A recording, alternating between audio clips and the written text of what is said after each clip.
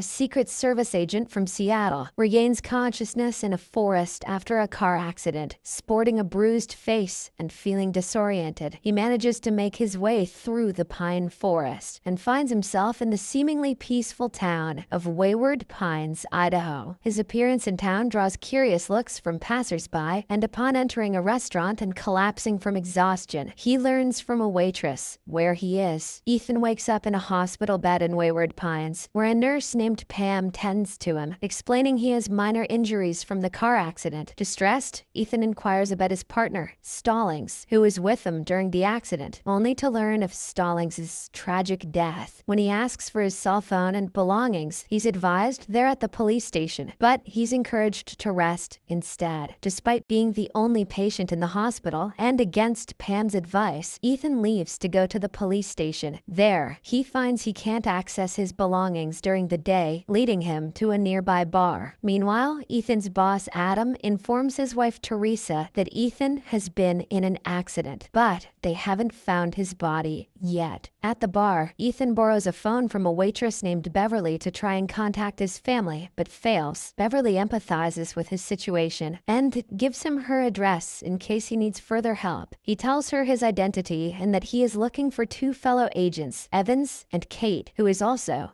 Ethan's lover. Later, he notices her note mentioning the absence of crickets in Wayward Pines. On his way to the motel, he hears cricket sounds, but they are coming from a hidden speaker. The next morning, unable to pay for his hotel, Ethan visits Beverly's address, only to find an abandoned cabin with the decaying body of Evans inside. Returning to the police station, he encounters an indifferent Sheriff Arnold, who denies having Ethan's belongings and is unresponsive about the body. Ethan's attempts to make phone calls again prove fruitless. Back at the bar, Ethan finds a new operator and Beverly's mysterious absence. After an argument, Ethan is knocked unconscious. He wakes up in the hospital once more, this time restrained. Dr. Jenkins, a psychiatrist, insists on performing surgery due to a supposed blood clot. Despite Ethan's protests, injected with a sedative, he's left in the operating room. Surprisingly, Beverly rescues him, and together they knock out Pam and they escape the hospital. They reach a secluded wooden house where Beverly shares her own experience. She reveals she arrived in Wayward Pines in 1999, searching for an escape for a year. She also tells him she and Evans tried to escape, but he was killed. As Ethan falls under the sedative, he tells her it is actually 2014 now. Ethan wakes to find Beverly gone. Adam and investigators in Seattle are puzzled by the lack of evidence indicating Ethan's presence in the car during the accident. Meanwhile, in Wayward Pines, Ethan spots Kate, the other missing agent, at a nearby party. She appears older than he remembers, and Ethan cautiously follows her to a house that she enters with a man named Harold. When Ethan confronts Kate, she denies knowing him and warns him about the town's extensive surveillance with cameras and hidden microphones. Shockingly, she reveals she has been living in Wayward Pines for 12 years, leaving Ethan bewildered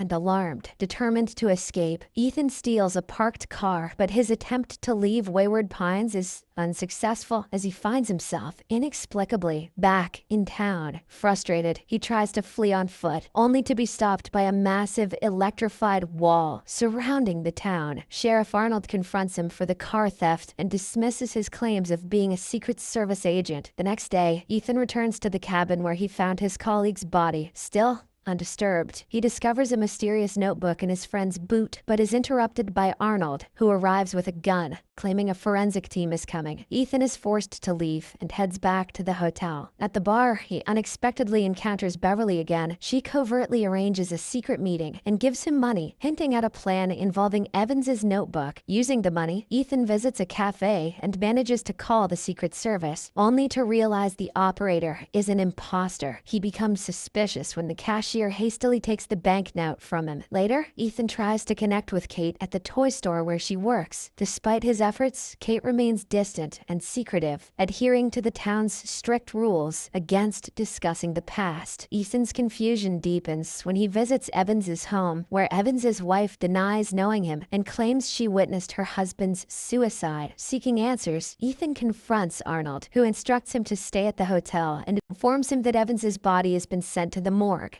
At the morgue, Ethan retrieves the notebook from Evans's clothes. In a startling turn, Ethan sees his wife, Teresa, and son, Ben, being brought into the hospital on stretchers, but he can't find them anywhere. Dr. Jenkins warns Ethan that his condition is deteriorating and insists he needs surgery immediately. Back in Seattle, Teresa grows increasingly anxious about Ethan's whereabouts, with their son Ben suspecting Ethan might have run away with Kate. When she contacts Adam for information, he assures her of his efforts, but explains that the details are confidential, deepening the mystery and concern for Ethan's fate. The tension escalates as Ethan continues to unravel the mysteries of the town. He meets Beverly at their agreed location in Pine Forest, where she reveals that a tracking device has been implanted in him. Together, they remove the device in a secluded stone house. Beverly also shares the harrowing truth that Sheriff Arnold publicly executed Evans as a warning to the town. Ethan later meets Kate again, and despite his reservations, accepts an invitation to dinner at her house with Beverly. Anticipating surveillance, he cleverly leaves the tracking chip on his hotel bed and sets out to find a package hidden in the pine forest, as indicated by a map inside Evans's belongings. After successfully retrieving the package, Ethan observes Arnold firing a gunshot from a distance at Kate's house, while Beverly nervously remains at the dining table. Ethan searches the bathroom for surveillance devices. Beverly inadvertently mentions her daughter, a violation of the town's strict rules. Realizing her mistake, she excuses herself, leading to a tense situation as all the phones in the town ring simultaneously, signaling their exposure. Ethan and Beverly hastily leave, evading the crowd, now alerted to their actions. In the cemetery, Ethan instructs Beverly to retrieve the agent's package while he draws the crowd away. However, Beverly is captured by the townspeople. Ethan, hiding in a nearby house, witnesses a chilling scene where Beverly is dragged onto a stage before an excited crowd. Arnold incites the crowd to punish Beverly for her attempt to escape, and she is brutally executed in front of the onlookers, including Ethan. Meanwhile, Ethan's wife Teresa and their son Ben travel to Idaho to investigate Ethan's disappearance. They arrive at the Secret Service field headquarters in Boise, Idaho, where Ethan was last reported. While there, Teresa uncovers a lead to Wayward Pines. As Teresa and Ben near the town, they are pulled over by Sheriff Pope, who sabotages their car under the guise of fixing an oil leak. The following morning, Ethan stumbles upon a truck loaded with supplies, indicating a connection to the outside world. He hides in the truck's cargo hold, eventually emerging in a well-lit warehouse filled with workers and abandoned vehicles, including one that belongs to his wife, Teresa. Inside Teresa's car, he discovers personal items belonging to her and Ben, adding to his desperation and confusion about his family's whereabouts and safety. The plot takes a dramatic turn as Ethan's situation grows increasingly mysterious. As Ethan explores the warehouse, Sheriff Arnold suddenly appears, attacking him with a sedative. Ethan loses consciousness and later wakes up in a hospital bed. The nurse there informs him that his wife Teresa and son Ben have been brought to Wayward Pines and are now living in Beverly's former house. Despite his disbelief, Ethan goes to visit his family, feeling a mix of relief and apprehension about their safety in the town. He cautions Teresa against wandering or communicating with anyone, even over the phone. Aware of the town's oppressive surveillance, Ethan then confronts Arnold and Nurse Pam at the police station, demanding to know why his family was brought to Wayward Pines. Arnold insists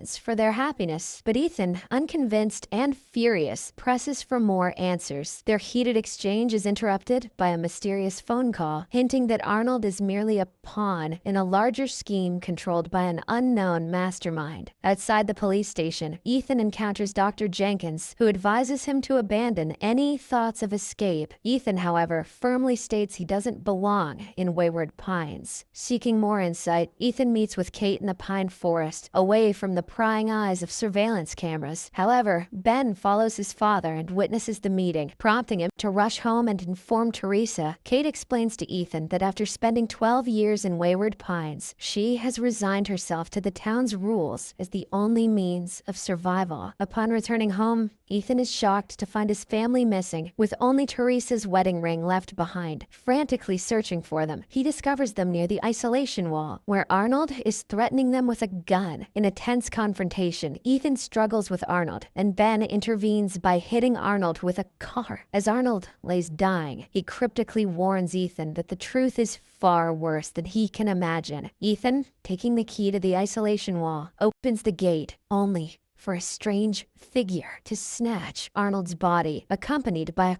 creepy noise. Ethan quickly closes the gate and escapes with his family. Back at home, the family is deeply shaken. Ethan advises them to pretend to lead a normal life while they plan their escape. The next day, a mailman delivers a letter to Ben, welcoming him to Wayward Pine Academy, along with a uniform. Ethan, in need of a gun, visits the police station only to encounter the mayor, Brad, who warns him to follow the town's rules and avoid asking questions. Ethan is also congratulated on becoming the new sheriff, complete with a cake and a newspaper announcing Arnold's retirement. Reluctantly, Ethan plays along. Meanwhile, Ben attends Wayward Pine Academy, where he meets his teacher Megan, who is also the mayor's wife and a therapist specializing in molding the children's minds. Ethan, continuing his investigation, discovers hidden files on the town's residents, nudging him to delve deeper into the secrets of Wayward Pines. Soon after, the tension within the town continues to escalate. The residents capture a man named McCall, who is accused of spreading harmful ideas on walls. Nurse Pam pushes for a public execution the following night, but Ethan, now acting as the sheriff, strongly opposes it. In his office, Ethan interrogates McCall, but is interrupted by a phone call, leading him to reluctantly agree to execute McCall the next night. That evening, Ethan's son Ben sneaks out with his school friend Amy, indicating the younger generation's growing curiosity and defiance. Meanwhile, Ethan and Teresa have dinner at a local restaurant with the mayor and his wife Megan, where other town residents, including Pam, Kate, and her husband, are also dining. The celebration for the new sheriff follows, during which Pam takes the opportunity to congratulate Ethan, but also stresses the importance of upholding the town's strict rules. Ethan,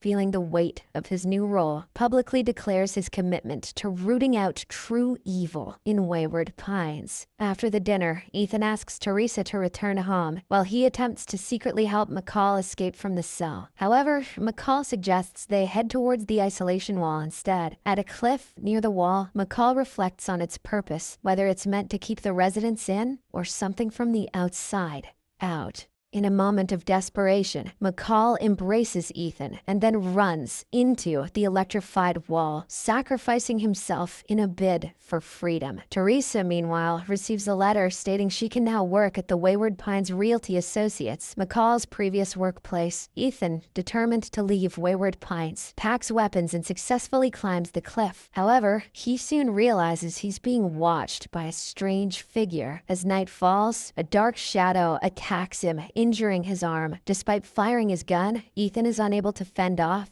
the swift creature. The next morning, Ethan prepares to navigate the pine forest, hoping to find help from the nearest city. In the town, Ben finds his new school unsettlingly perfect. While Teresa starts her new job at the realty office, she's assigned to assist a new resident, Wayne, who appears confused and disoriented. Sensing a shared experience, Teresa offers her help and discreetly inquires about his past. However, their conversation is interrupted by Pam. Later, Teresa takes Wayne to a house under the guise of giving a tour. Using the noise of a dryer as cover, she warns him about the surveillance in Wayward Pines. She learns from Wayne that he remembers waking up in a chamber surrounded by others in a similar situation. Meanwhile, Ben and two new students are called to a closed, all-white room for orientation. Megan, the teacher and mayor's wife, begins the session, hinting that they are about to learn the hidden truths of Wayward Pines. Teacher Megan reveals a disturbing image of a hairless, monstrous humanoid creature evolved from humans in a dominant predator known as Abby, short for an aberrant. She explains that these creatures, Abbies, travel in herds, with the lunch break offering the students a brief respite to process this revelation. The session resumes. Each student receives an ancient coin dated 2095, leading teacher Morgan to reveal a startling fact. The current year